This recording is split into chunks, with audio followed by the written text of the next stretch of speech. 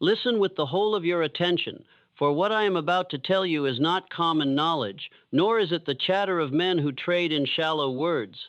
It is a doctrine for those who are ready, those who desire mastery over themselves, those who hunger to live from the highest source of power, available to man the consciousness of Christ, the mind aligned with truth, the soul anchored in purpose. Few will understand it, fewer still will live it, but those who do will rise to a life of calm power, of unshakable peace, of unstoppable success. We are born into a world of reaction. Men are tossed about by emotion as ships by waves. One moment they are proud, the next they are jealous, one moment they are bold, the next they are paralyzed by fear. One insult reduces them to anger, one loss to despair, one temptation to ruin. They call this life, but it is slavery. For a man ruled by his emotions is a puppet. His strings are pulled by circumstance, his destiny determined by external winds. But the man who lives from the source, who has unlocked the consciousness of Christ within himself, is unmoved by the storms of emotion. He is calm in the face of insult, unbroken in the face of loss, disciplined in the face of desire. He does not live as a beggar of approval, but as a sovereign of truth. He does not seek control over others, but over himself. He has aligned his thought with law, his discipline with purpose, his heart with detachment, and because of this, he cannot be shaken. He has found what Scripture calls the peace that passeth understanding, and from this peace flows all power. There are 7 rules to unlock this consciousness, 7 principles that, if mastered, will align you with the source of all true power, wealth, and destiny. They are not new, they are eternal, but they must be lived, not merely known. Each is a law, and to violate it is to forfeit mastery. To obey it is to rise to sovereignty. Rule 1, definiteness of purpose. Christ himself declared, I must be about my Father's business. That is definiteness of purpose. Without a definite aim, you drift like a leaf in the wind, blown by every opinion, distracted by every temptation. The man of purpose cannot be bought, cannot be delayed, cannot be broken, because his eye is fixed on the mission. Wealth bows to him, power serves him, because he has direction. Decide what you live for. Decide what you will build, what you will endure for, what you will die for, if need be. Until you decide, you will remain scattered. Once you decide, the world itself will bend to your purpose. Rule 2, self-discipline. Purpose without discipline is a dream soon lost. Discipline is the bridge between intention and reality. Discipline is the law that says, I will act not according to impulse, but according to decision. It is fasting when appetite demands indulgence. It is rising when comfort demands sleep. It is working when laziness whispers rest. The man without discipline is weak even when he intends greatness. The man of discipline is strong even when he feels weak. Discipline is mastery over the body, mastery over habit, mastery over time. The disciplined man commands himself, and because of this, all else obeys him. Rule 3, mastery over emotion. If you allow emotions to govern your actions, you forfeit your power. But if you command your thoughts, you command your future. This is the law. Anger blinds judgment. Fear paralyzes initiative. Desire corrupts ambition. Envy poisons cooperation. The Christ-conscious man does not destroy emotion. He governs it. He transforms anger into energy, fear into vigilance, desire into ambition, envy into admiration. He responds rather than reacts. He is calm in crisis, deliberate in danger, steady in success. Emotional mastery is not coldness. It is sovereignty. It is the refusal to be ruled by the storm. Rule 4, autosuggestion. As a man thinketh in his heart, so is he. The subconscious accepts every repeated thought as command. If you say to yourself, I am weak, I am afraid, I am unlucky, your life will obey. If you declare daily, I am calm, I am disciplined, I am the master of my mind, I live from the source, your life will conform. Words repeated become beliefs, beliefs become reflexes, reflexes become destiny. Therefore, plant into your mind only the seeds you want to harvest. Guard your speech, for every word is a command to the soul. Rule 5, accurate thinking. Truth is the foundation of all mastery. Illusion is the ruin of all men. Most mistake opinion for fact, feeling for evidence, desire for reality. They are deceived because they do not think accurately. Accurate thinking demands detachment, for emotion bends perception. The man who thinks accurately asks, what is fact? What is assumption? What is evidence? What is noise? He sees reality as it is, not as he wishes it to be. And because he sees clearly, he decides correctly. The Christ-conscious man values truth above comfort, accuracy above popularity, reality above illusion. Rule 6, personal initiative. Do not wait to be told. Do not wait for approval. Do not wait for perfect conditions. Initiative is proof of mastery. The undisciplined man waits and wonders. The disciplined man moves and creates. The Christ-conscious man acts from principle, not impulse. He acts because purpose demands it, not because mood permits it. He does not seek luck. He creates fortune through initiative. The universe rewards the man who moves, for movement is life, and initiative is mastery in action. Rule 7, persistence. This is the crown of all other rules. Without persistence, purpose fades, discipline weakens, detachment falters, initiative dies. Persistence is the refusal to surrender. It is continuing when weary, enduring when mocked, advancing when alone.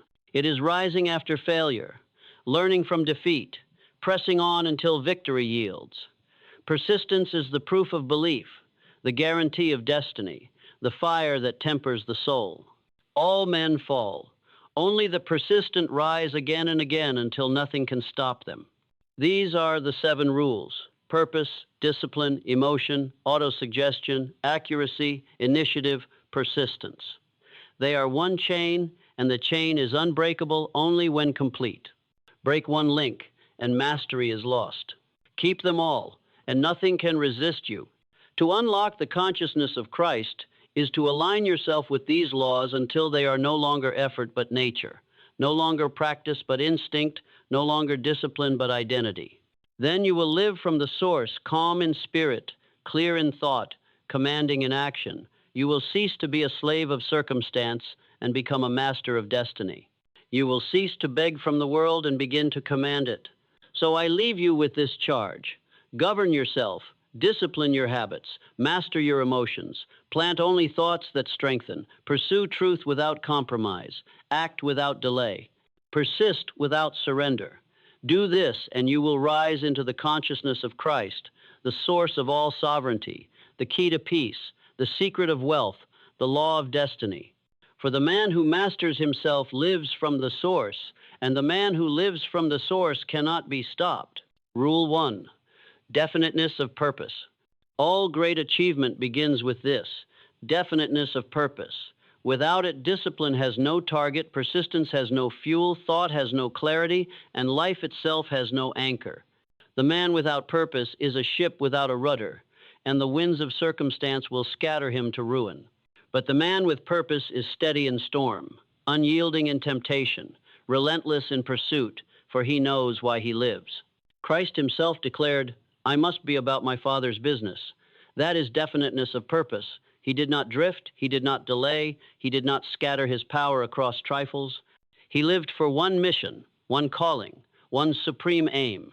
And because he was definite, his every step was deliberate, his every word was weighty, his every act was purposeful. Such must your life become if you would unlock the consciousness of Christ and live from the source. The undisciplined man says, I want success. That is not purpose, that is wish. The undisciplined man says, I want happiness. That is not purpose, that is desire. The undisciplined man says, I want wealth. That is not purpose, that is appetite.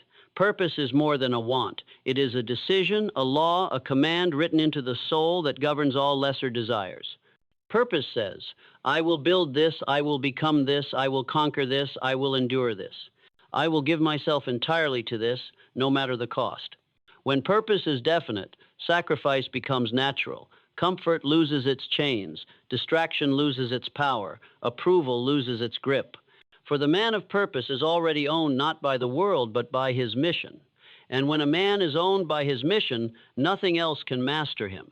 Think of the farmer who sows seed. If he sows everywhere without plan, his harvest is scattered, wasted, devoured by birds, and choked by weeds. But if he sows deliberately, row by row, field by field, with clarity of aim, then his harvest is certain, abundant, inevitable. So too with your life. Without purpose, your energy is scattered, wasted, devoured. With purpose, your energy is concentrated, directed, multiplied. Definiteness of purpose simplifies everything. The man without it is confused, for every choice seems equal. The man with it is clear, for every choice is judged by one question. Does this serve my purpose or not? If yes, he pursues it. If no, he rejects it. No hesitation, no waste, no regret. Purpose cuts through the fog of indecision, as a sword cuts through tangled vines. And purpose does more, it attracts power. When you are definite, men sense it. They are drawn to your clarity, for clarity is rare in a world of confusion. Opportunities present themselves, resources align, doors open not by magic, but by the natural law that focus gathers force. The scattered man repels wealth, the definite man attracts it. The scattered man chases success, the definite man compels it. But you must be bold in your purpose. Half decisions are the ruin of men. To say, I will try, is weakness. To say, I will consider, is drift. To say, I will attempt, is surrender in disguise. The language of purpose is, I will. Say it, mean it, live it. Do not waver, do not compromise, do not dilute. Once chosen, let your purpose rule as king over every thought, every emotion, every action. And do not be deceived by the smallness of beginnings. Every great tree begins as a seed. Every empire as an idea, every destiny as a decision. Do not despise the day of small things. Once your purpose is definite, it does not matter if you begin with nothing. For the man of purpose with nothing is greater than the man of drift with everything. The one will rise, the other will fall. Purpose demands persistence, and persistence is born of purpose. The quitter's purpose was weak, the endurer's purpose is strong. When your purpose burns hot enough, you will crawl when you cannot walk, walk when you cannot run, run when you cannot fly. Purpose is the fuel of endurance. Therefore, ask yourself now, what is my definite purpose? Not tomorrow, not someday, but now. Write it, speak it, declare it, live it, until you decide you will wander. Once you decide, the road will open. Not easily, not without trial, but certainly. For purpose is the magnet that draws destiny, the compass that guides through storm, the law that aligns the universe itself to your advance. This is the first rule. Without it, the others collapse. With it, the others are empowered. Purpose is the fire. Discipline is the fuel. Detachment is the shield. Accurate thinking is the guide. Initiative is the stride. Persistence is the crown. But the fire begins here, with definiteness of purpose. Decide, and you begin to live from the source. Rule 2, self-discipline. If definiteness of purpose is the fire, then self-discipline is the iron vessel that contains it, shapes it, and directs its heat to forge achievement. Without discipline, purpose is wasted, scattered, consumed by indulgence and distraction. Purpose sets the aim, but discipline pulls the bowstring, holds the line, releases the arrow with precision. Discipline is the master key that unlocks every other principle, for no law of success can be obeyed without it. Understand this truth. The undisciplined man is the enemy of his own destiny. He may have talent, but talent without discipline becomes vanity. He may have ambition, but ambition without discipline becomes restlessness. He may have intelligence, but intelligence without discipline becomes self-deception. He may even have opportunity, but opportunity without discipline becomes ruin. The history of failure is littered with men of great ability undone by weak discipline. But the history of triumph is built by ordinary men who, through discipline, became extraordinary. Discipline is self-government. It is mastery over impulse, mastery over habit, mastery over time, mastery over appetite, mastery over thought. To govern others without first governing yourself is hypocrisy. To demand respect from others without first commanding yourself is arrogance. True mastery begins within. The undisciplined man says, I will do what I feel. But feeling is a traitor. One day it is strong, the next it is weak. One day it calls you forward, the next it drags you backward.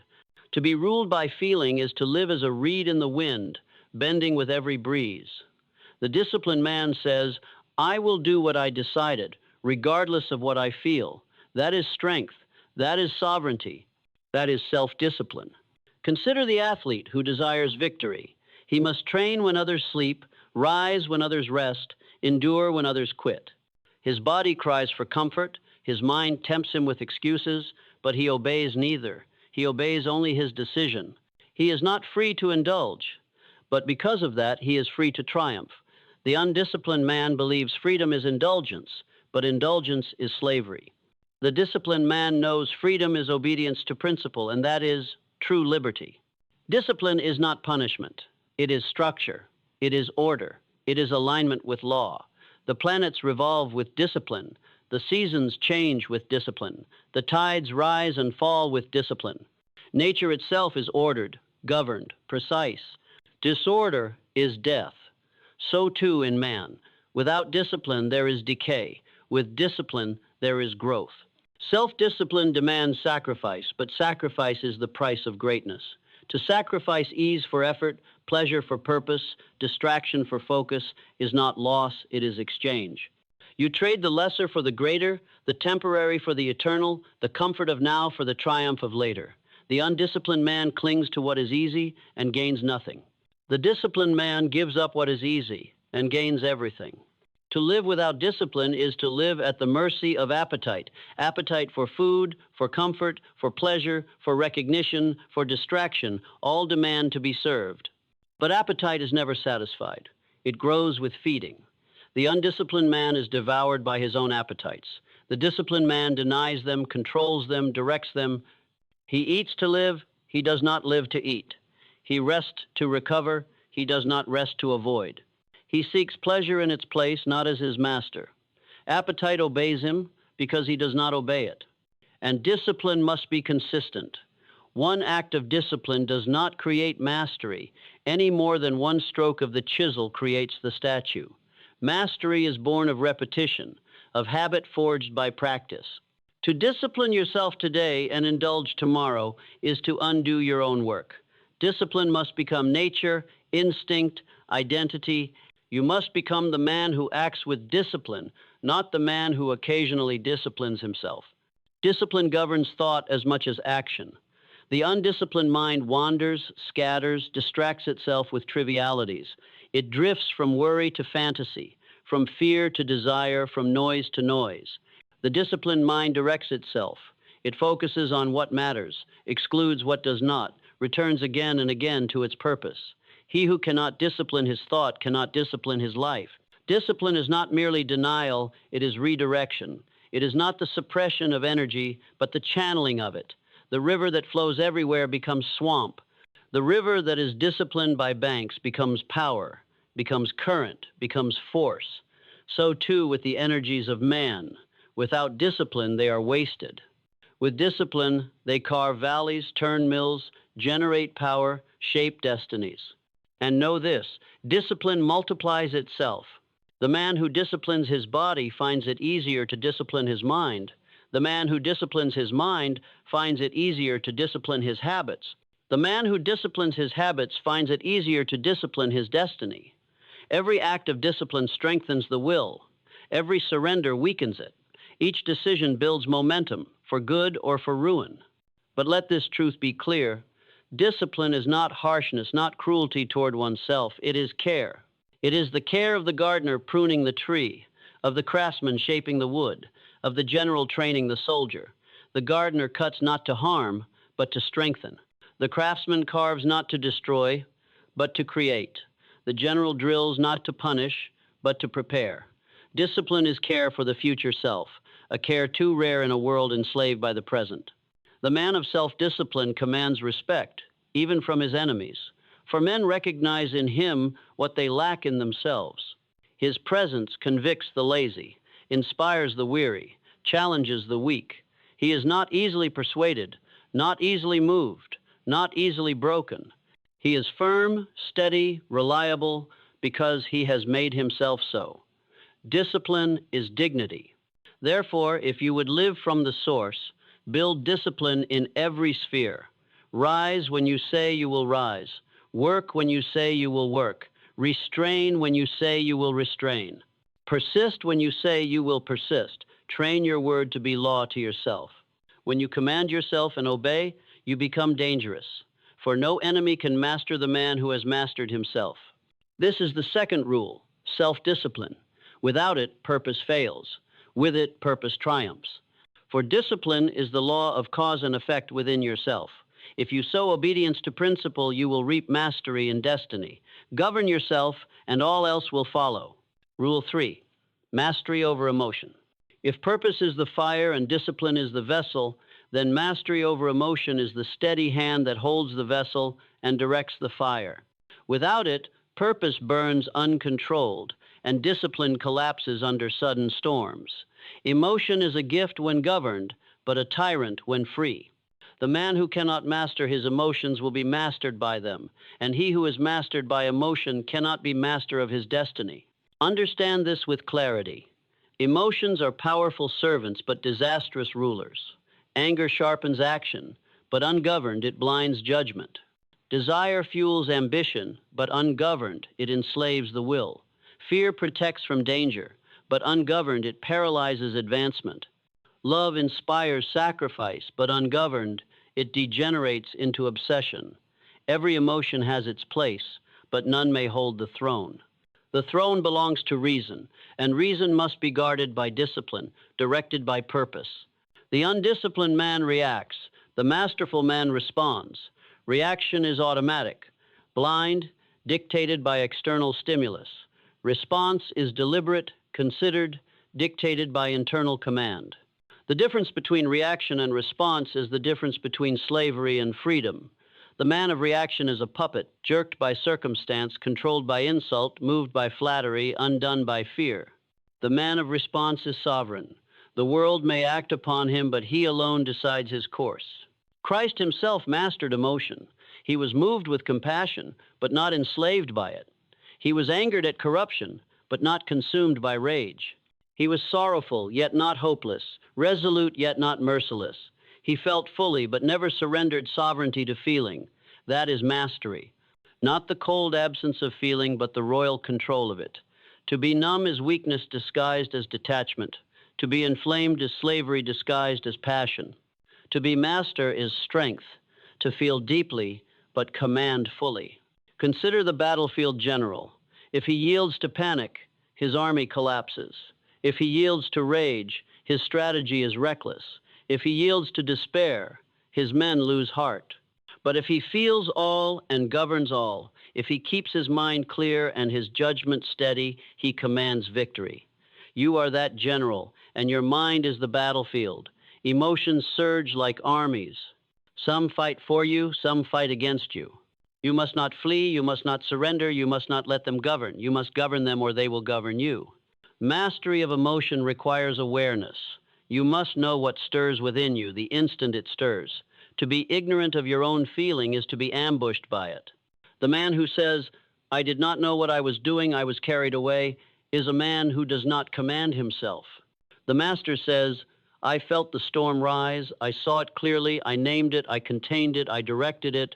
Awareness is the sentry at the gate, discipline is the guard, purpose is the law, and mastery requires detachment. The man entangled in his own emotions cannot see them clearly. He becomes the anger, the fear, the desire, the sorrow. But the master steps back, as though standing on a high hill watching the armies clash below. He does not deny the battle. He observes it, names it, understands it, directs it. That step back, that moment of detachment is power. It transforms reaction into response, blindness into sight, slavery into sovereignty. Ask yourself, how many decisions have you regretted because they were made in anger? How many opportunities have you lost because you were paralyzed by fear? How many relationships have you poisoned because you were consumed by jealousy? How many hours have you wasted because you surrendered to discouragement? In each, the fault was not the world, not fate, not chance. The fault was mastery lost, throne abandoned, emotion enthroned. But see also the victories of mastery. The man who holds his tongue in anger prevents wars. The man who acts despite fear achieves greatness. The man who resists envy preserves peace. The man who persists through discouragement conquers. Each victory over emotion is a stone laid in the fortress of character. Each surrender to emotion is a brick removed. Over time, you either build your fortress or dismantle it by how you govern your inner world. And here is a law. Emotions obey thought. Thought is the root, emotion is the branch. Change your thought and the emotion follows. Fear arises from thought of failure. Replace it with thought of possibility, and courage grows. Anger arises from thought of injustice. Replace it with thought of strategy, and resolve grows. Desire arises from thought of lack. Replace it with thought of abundance, and contentment grows. You cannot always command the first surge of emotion, but you can always command the thought that feeds it. Therefore, train your thought. Build the habit of pausing before reacting, of naming what you feel, of asking, does this serve my purpose? If yes, direct it. If no, dismiss it. Emotion is energy. All energy can be directed. The flame that burns the house can also forge the sword. The flood that drowns the field can also turn the mill. The storm that destroys the ship can also power the turbine. Emotion is not enemy. It is raw power. Master it, and it will serve you. Neglect it, and it will destroy you. The man who masters emotion becomes unshakable. Insult does not move him, for his dignity is not given by others. Flattery does not blind him, for his worth is not dictated by applause. Fear does not paralyze him, for his security is not in circumstance. Desire does not enslave him, for his satisfaction is not in possession. He is calm in storm, steady in temptation, firm in trial, relentless in pursuit. Such a man is dangerous, for nothing controls him. This is the third rule: mastery over emotion. Without it, discipline shatters under pressure. With it, discipline holds, purpose endures, destiny advances. If you allow emotion to govern, you forfeit your power. If you command emotion, you command your future. Accurate thinking is the compass of mastery. Without it, purpose loses direction, discipline misapplies its effort, and emotion deceives with illusions. To think inaccurately is to build upon sand. To think accurately is to build upon rock. Success is built not merely by action, but by right action, and right action is born of accurate thought. Accurate thinking means the refusal to accept assumptions as truth, the refusal to mistake opinion for fact, the refusal to confuse appearance with reality. It means testing, examining, questioning, discerning. It is the mind's sword, cutting through error, delusion, and falsehood until only truth remains. Without accurate thinking, a man may work hard, discipline himself, master his emotions, and still fail because his foundation was error. With accurate thinking, every act becomes sharp, every decision sound, every step firm. Understand this: the majority of men do not think. They feel, they believe, they assume, they repeat. Their minds are ruled by prejudice, suggestion, and custom. They accept what is heard from others, what is popular, what is easy. They call this thinking, but it is imitation. Accurate thinking demands more. It demands proof, logic, evidence. It demands the courage to question even one's own convictions, to test every thought in the fire of reason. There are two kinds of facts: important facts and unimportant facts. The inaccurate thinker drowns in the unimportant, mistaking trivia for truth, noise for knowledge. He fills his mind with clutter, opinions, gossip, hearsay, until he cannot distinguish signal from noise. The accurate thinker separates, discards the unimportant, and seizes only the essential. He knows that clarity is power, and confusion is weakness. And there are two sources of ideas: external and internal. External ideas come from books, teachers, society, media. Internal ideas come from reflection, intuition, observation, experience. The inaccurate thinker swallows external ideas whole, untested, unexamined. The accurate thinker weighs them, balances them, accepts only what aligns with fact and principle. He cross-examines every idea, asking, who is the source? What is the evidence? Does this stand under scrutiny? Does this serve my purpose? Only then does he accept. Accurate thinking requires emotional detachment, for emotion clouds judgment. Anger exaggerates wrongs, fear magnifies dangers, desire blinds to risks, pride resists correction. The inaccurate thinker clings to beliefs that comfort him, avoids truths that challenge him, defends errors that flatter him. The accurate thinker does not ask, "Do I like this truth?" He asks, "Is this truth?" Whether it comforts or disturbs is irrelevant. He is loyal not to comfort, but to reality. Consider the investor who ignores accurate thinking. He listens to rumors, follows crowds, reacts to fear, indulges in greed. His fortune rises and falls on tides of emotion. He is not an investor, he is a gambler. But the accurate thinker examines fundamentals, weighs risks, calculates with reason. He invests, not gambles. He advances, not drifts. His results are not chance, but cause and effect. And consider the leader. If he lacks accurate thinking, he is swayed by flattery, blinded by prejudice, trapped by error. He chooses poorly, and his people suffer. But if he thinks accurately, he sees beyond appearances, judges men by character, discerns opportunity where others see none, avoids danger where others rush in. His people prosper, his power endures. Accurate thinking is rare because it requires effort. It is easier to believe than to prove, easier to assume than to verify, easier to follow than to question. But ease is the path of mediocrity. The path of greatness is demanding. It requires you to sift every idea, weigh every claim, discern every fact, cut away every falsehood. Few choose it, but those who do command life. This is the fourth rule, accurate thinking. Without it, you are a slave to error. With it, you are a master of reality.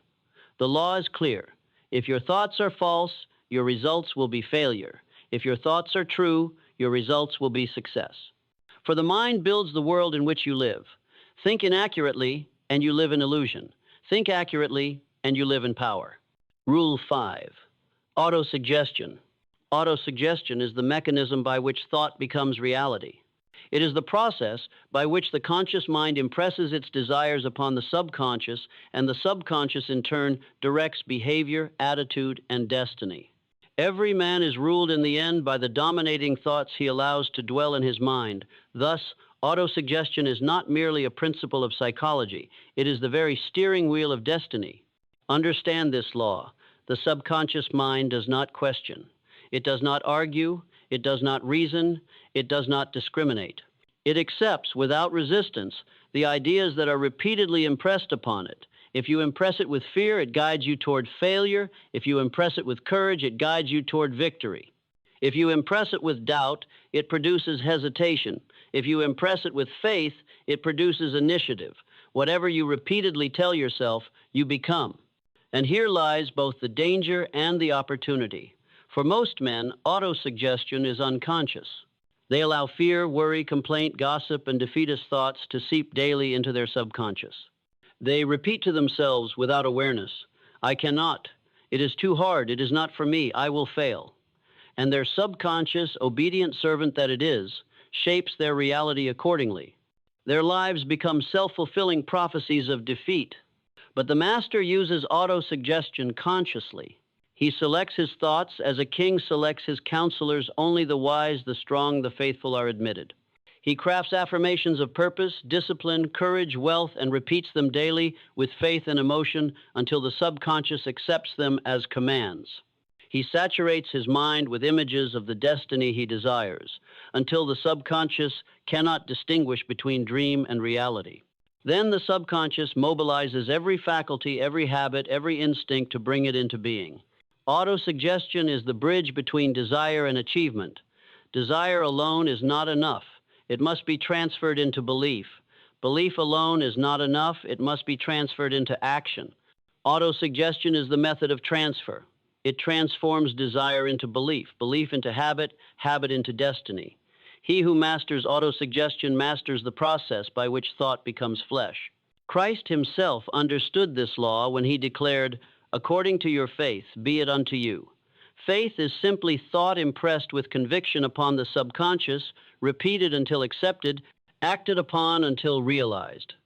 Autosuggestion is the technique of planting faith deliberately, rather than leaving it to accident. Consider the athlete who uses autosuggestion. He tells himself, I am strong, I am fast, I am relentless, I cannot be broken. He visualizes victory, he feels it, he repeats it. In time, his body aligns with his mind, his performance aligns with his belief, and victory follows. Consider the entrepreneur who uses autosuggestion. He tells himself, I am capable, I am resourceful, I attract opportunity, I build wealth. He saturates his mind with images of success, repeats them, believes them, acts upon them. In time, his decisions, his habits, his circumstances align with his conviction, and wealth follows. Autosuggestion is not magic, it is law. The subconscious mind acts upon what is impressed upon it, and the body and environment conform in time. If you impress weakness, weakness results. If you impress strength, strength results. If you impress defeat, defeat results. If you impress victory, victory results. There is no neutrality. You are always using autosuggestion, whether you know it or not. The only question is, are you using it for defeat or for success? Therefore, discipline your self-talk. Guard the gates of your mind. Do not allow words of weakness to escape your lips, for every word repeated is a suggestion to your subconscious. Do not allow images of failure to dominate your imagination, for every image impressed is a command to your subconscious. Instead, craft affirmations aligned with your purpose. Repeat them daily with conviction. Visualize your goal as though already achieved. Saturate your mind until belief becomes unshakable.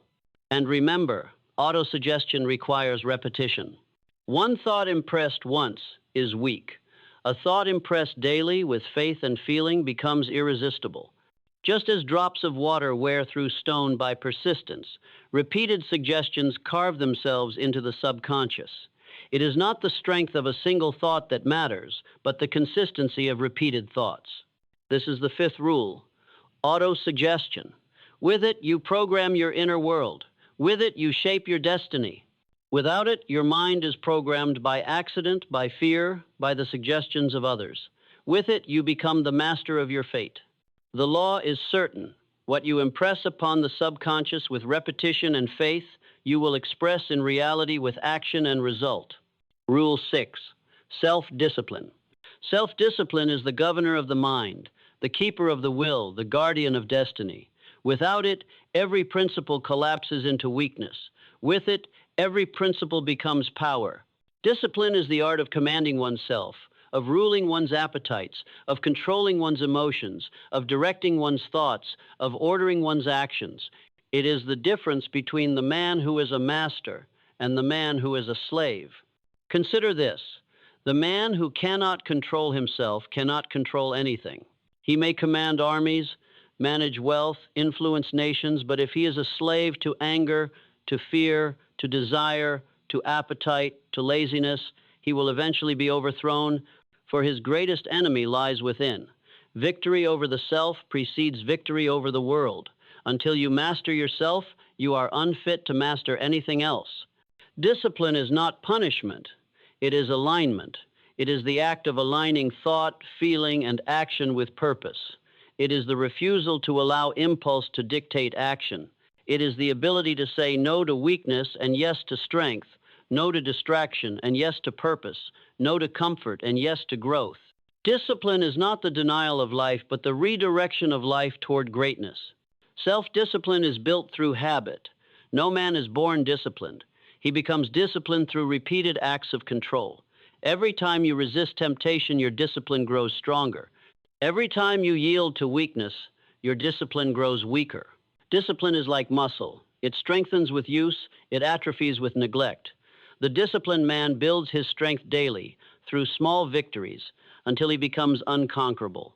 And let us speak plainly. Discipline requires sacrifice. To rise early requires the sacrifice of ease. To study requires the sacrifice of distraction.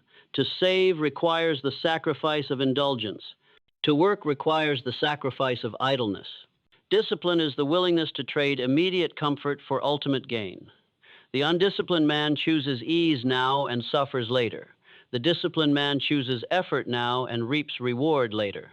One pays in advance, the other pays in regret.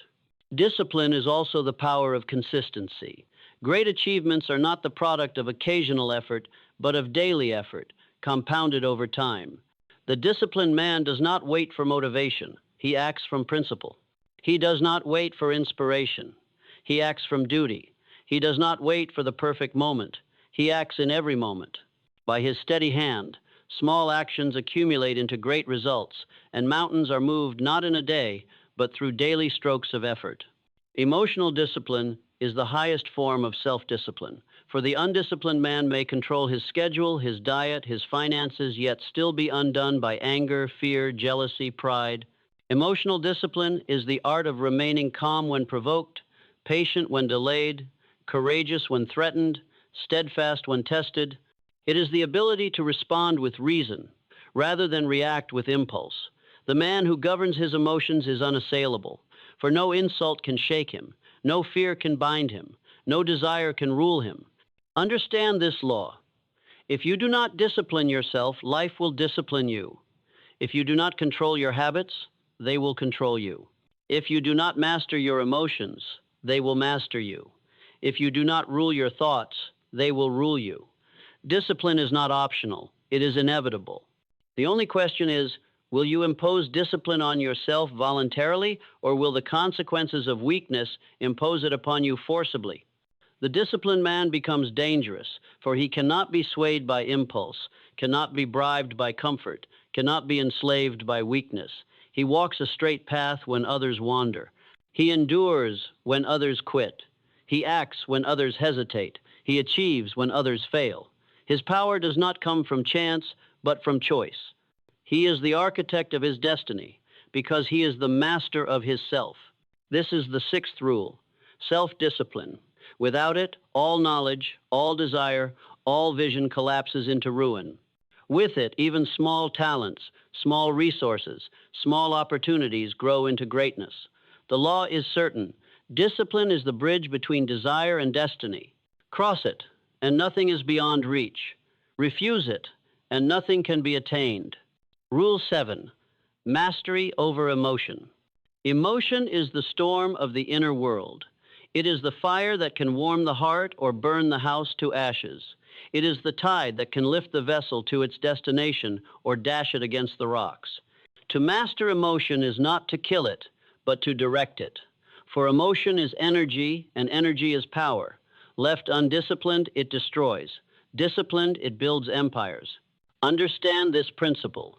He who governs emotion governs destiny, for most men are but slaves to their feelings. They rise when flattered, fall when criticized, act in anger, retreat in fear, boast in pride, despair in defeat. Their lives are tossed about by every changing wind, their will as weak as the moods that overtake them. Such men cannot build, for they cannot remain steady. They cannot lead, for they cannot lead themselves. But the man who masters emotion becomes immovable. He does not react, he responds. He does not flare at insult, nor tremble at danger, nor crumble at loss. He stands calm in the face of provocation, serene in the face of uncertainty, steady in the face of storm. His composure is his fortress, his calmness his weapon, his detachment his strength. While others panic, he plans. While others rage, he reasons. While others despair, he decides. And so he prevails, because he is master where others are slaves. Detachment is not coldness, it is clarity. It is not indifference, it is strength. It is the ability to see clearly, act wisely, endure patiently, and persist unshaken. The detached man does not suppress feeling, he harnesses it. He channels anger into resolve, fear into caution, love into service, ambition into effort. He is not moved by emotion, but moves with emotion. As a rider directs the horse is powerful, but without a rider it runs wild. The rider without the horse cannot move, but together, horse and rider conquer the distance. So too with emotion and reason. Reason must lead, emotion must serve. There is a higher truth here. Emotion can be transmuted. Just as steam, when contained, powers engines, just as electricity, when directed, lights cities, so too emotion, when transmuted, fuels genius. Sexual energy, transmuted, becomes creativity, fear, transmuted, becomes alertness. Anger, transmuted, becomes determination. Sorrow, transmuted, becomes depth of character. Every emotion contains power. The master extracts the power, discards the chaos, and directs the energy toward achievement. Christ himself mastered emotion. When insulted, he remained silent. When betrayed, he remained calm. When crucified, he forgave. This was not weakness, it was supreme strength. It was detachment, clarity, mastery. It was dominion over the inner world. And because he was master of himself, no power on earth could break him. This is the consciousness of Christ, to remain sovereign within, regardless of what occurs without. Hear me well. The world belongs not to the strongest, nor to the fastest, nor to the loudest, but to the calmest. For the calm man sees clearly, thinks accurately, acts decisively. He does not waste energy in rage, nor squander time in panic, nor bleed strength in despair. He saves his power, focuses his mind, directs his energy, and in the end, he achieves what others cannot. This is the seventh rule, mastery over emotion. Without it, life is chaos, destiny is accident, and power is lost. With it, life is order, destiny is designed, and power is certain. Master your emotions, and you master yourself. Master yourself, and you master your fate. And so these 7 rules stand together as one.